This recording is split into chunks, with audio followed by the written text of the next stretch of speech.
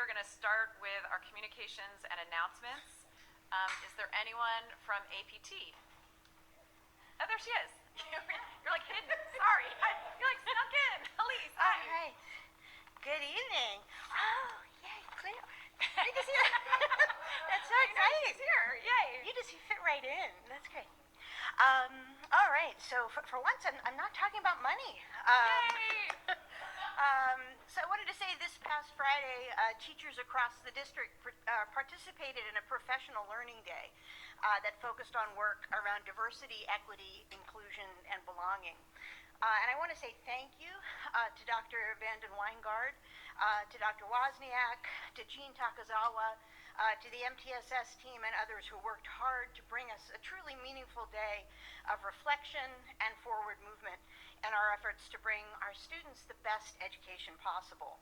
And I especially want to thank the amazing students, including several of our affinity mentors and students from the Gender Sexuality Alliance, who shared truly moving videos with us about their experiences in their classes, both what has empowered them and what they still need from their teachers that they're not yet getting.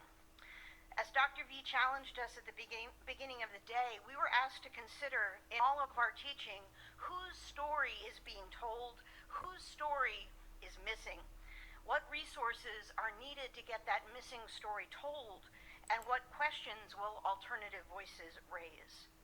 One of the students in the videos shared that when her teachers have included the stories of her ancestors as part of the curriculum in her classes, it not only helped her to feel great pride in her heritage, it let her feel that she herself has a positive role to play in shaping the future.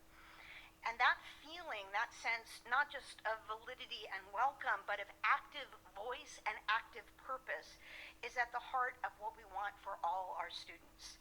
I want to celebrate the work we did that day as we spent the morning as a district staff considering big philosophical questions, and the afternoon with our departments and grade level groups talking about concrete changes that we can make, that we are making, to ensure all students feel energized and empowered by what happens in our classrooms.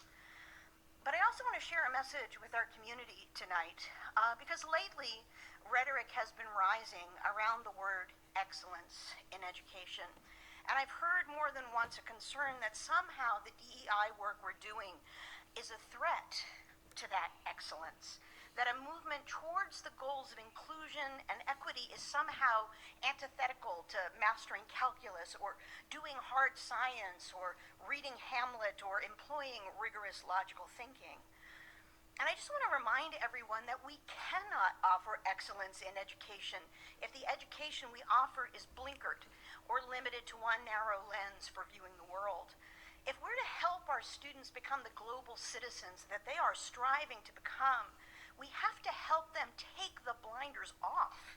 From the earliest records we have of education in cultures throughout the ancient world, learning has always been, in its best sense, seeing the world more clearly and more honestly, widening our scope, becoming aware of our misconceptions and our blind spots, asking hard questions and listening to answers that may be unfamiliar or uncomfortable or even a little scary sometimes to our settled point of view. Opening our gazes wider and welcoming other voices is how we grow. It's how we become more wise. So DEI work is at the very heart of excellent education for all our students, and I am deeply, deeply grateful to all of you and to everyone who has been providing that programming, especially given what's happening in so many other parts of our country right now, that Piedmont has dedicated itself to putting DEI work at the forefront of what we do for our students. It's what they need, it's what they deserve, it's what education is all about. Thank you.